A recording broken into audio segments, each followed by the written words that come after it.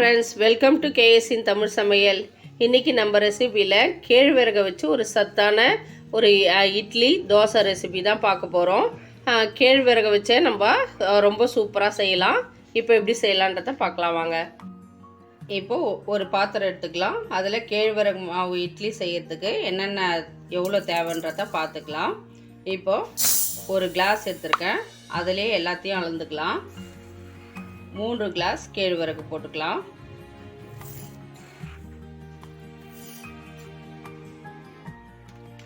இப்போ 1 கிளாஸ் இட்லி அரிசி. இப்போ மொத்தம் 4 கிளாஸ் ஆயிடுச்சு. இதை ஊற வச்சிடலாம்.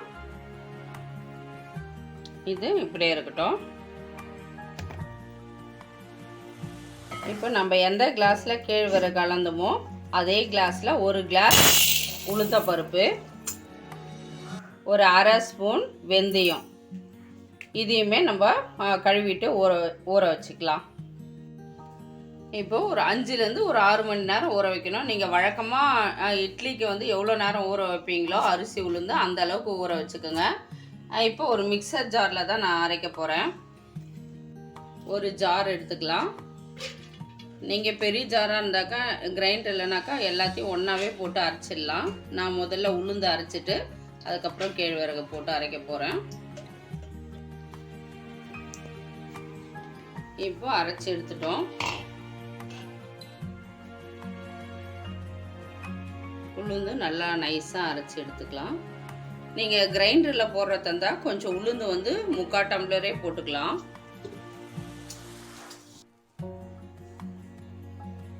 இப்போ இதை ஒரு பாத்திரத்தில் சேர்த்துடலாம்.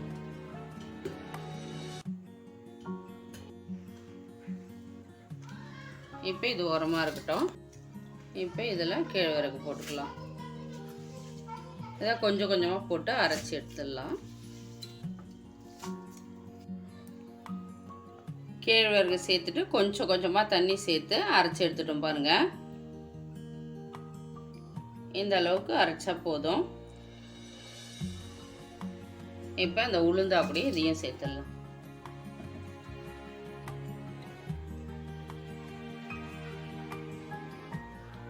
இப்போ மீதி இருக்கிற கேழ்வரகையும் அதே மாதிரி அரைச்சி எடுத்துடலாம்.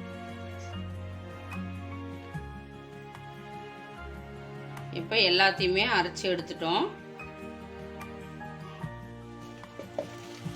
இப்போ எல்லாத்தையும் ஒன்றா சேர்த்துட்டோம். இதில் கொஞ்சமாக உப்பு சேர்த்து நம்ம கரைச்சி வச்சிடலாம்.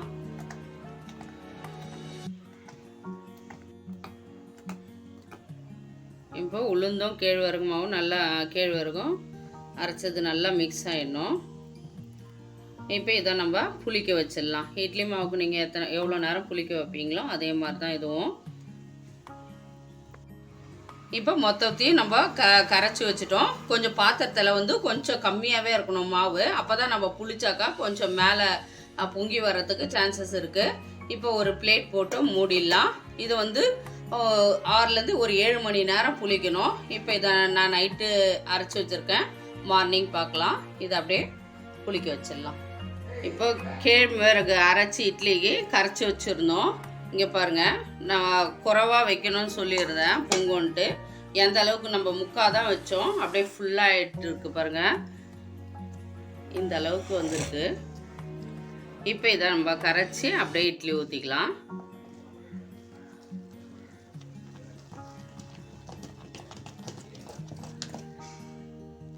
இட்லிக்கு பதம் கரெக்டாக இருக்குது. ரொம்ப கெட்டியாக இருந்தாக்கா கொஞ்சம் தண்ணி விட்டு கரைச்சிக்கோங்க. மிக்சியில் அரைச்சதால நமக்கு கரெக்டாக தான் வரும். இப்போ இதை அப்படியே இட்லி ஊற்றிக்கலாம். இப்போ இட்லி கொத்து எடுத்துக்கலாம். லைட்டாக எண்ணெய் தடவிக்கலாம்.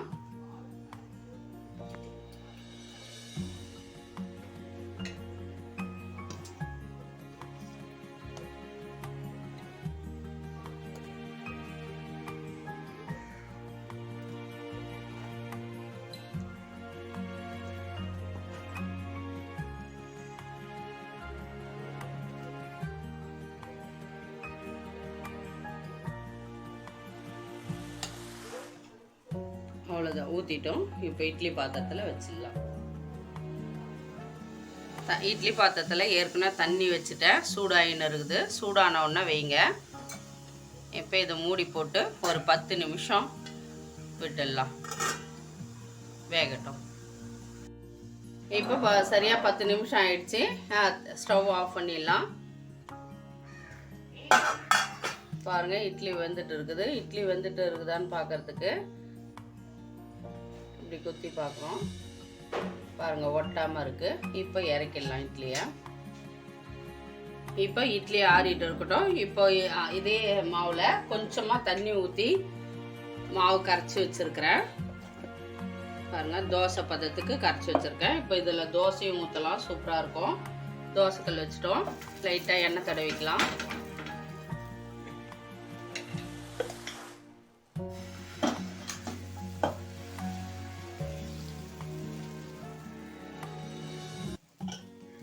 அவ்வளோதான், ஒரு 1/2 ஸ்பூன் சுற்றி 1/2 ஸ்பூன் ஆயில் விட்டுக்கலாம்.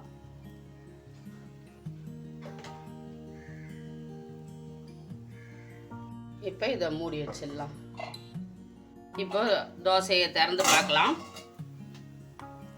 வெந்துடுச்சு. இங்கே பாருங்கள், எவ்வளோ சூப்பராக வருது.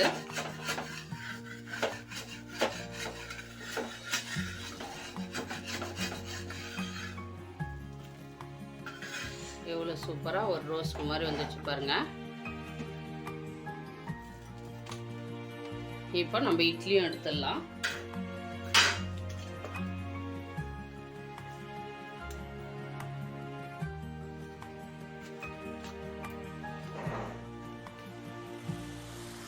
பாருங்க, எவ்வளோ சூப்பராக வந்துருக்குது.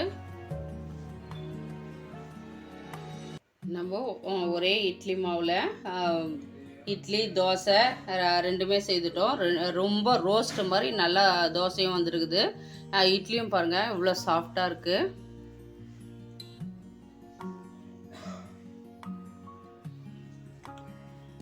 பாருங்கள், அப்படியே பூ மாதிரி எவ்வளோ சூப்பராக வந்துருக்குது. சூப்பராக நமக்கு ஹெல்த்தியான ஒரு கேழ்வரகு இட்லி ரெடி ஆயிடுச்சு. இட்லி தோசை ரெண்டுமே செய்யலாம். ஒரு கார சட்னியும் தேங்காய் சட்னியும் செய்திருக்கிறேன். ரொம்ப அருமையான ஒரு காம்பினேஷன். இந்த கார சட்னி ஏற்கனவே நம்ம சேனலில் அப்லோட் பண்ணியிருக்கிறோம். அது வேணும்னா சட்னி ரெசிபியை டிஸ்கிரிப்ஷன் பாக்ஸில் அதனோட லிங்க்கை தரேன், பாருங்கள். இது மாதிரி நீங்களும் ஹெல்த்தியான ஒரு இட்லி செய்து பாருங்கள். இட்லி தோசை செய்து பார்த்துட்டு எப்படி இருக்குதுன்னு கமெண்ட் செக்ஷனில் சொல்லுங்கள். இந்த வீடியோ உங்களுக்கு பிடிச்சிருந்தாக்கா லைக் பண்ணுங்கள், கமெண்ட் பண்ணுங்கள், மறக்காமல் சப்ஸ்கிரைப் பண்ணிக்கோங்க. தேங்க்யூ ஃபார் வாட்சிங்.